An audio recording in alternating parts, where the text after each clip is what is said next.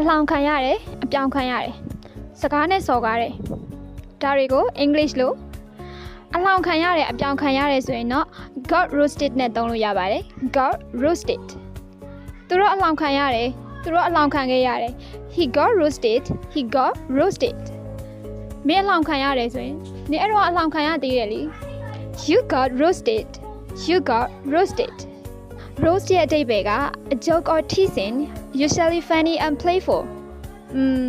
များသောအားဖြင့် funny နဲ့ playful အနေနဲ့စားနောက်ပြီးတော့နောက်ပြောင်ကြည့်စေတယ်ဆိုတဲ့အဓိပ္ပာယ်နဲ့သုံးလို့ရပါတယ်ဒီမှာတော့လှော်တာတွေกินတာတွေမဟုတ်ပါဘူးနောက်တစ်ခုစကားနဲ့စော်ကားတာကိုတော့ insult နဲ့သုံးလို့ရပါတယ် words that hurts someone feeling and show disrespect များကိုဒါတမင်တသက်ထိခိုက်စေလိုတဲ့ရည်ရွယ်ချက်နဲ့ပြောလိုက်တဲ့စကားတွေပါ insult for example no one likes you နင်ဘယ်သူမှကြိုက်မှာမဟုတ်ဘူးဘယ်သူမှသဘောကျမှာမဟုတ်ဘူး are you insulting me are you trying to insult me ငါ့လာစော်ကားနေရလားဆိုတဲ့အဓိပ္ပာယ်နဲ့သုံးလို့ရပါတယ်ဒါတော့ funny and playful way နဲ့ဆိုရင် roasted တများကိုတမင်တကာနာကျင်စေတဲ့ရည်ရွယ်ချက်နဲ့ဆိုရင်တော့ insult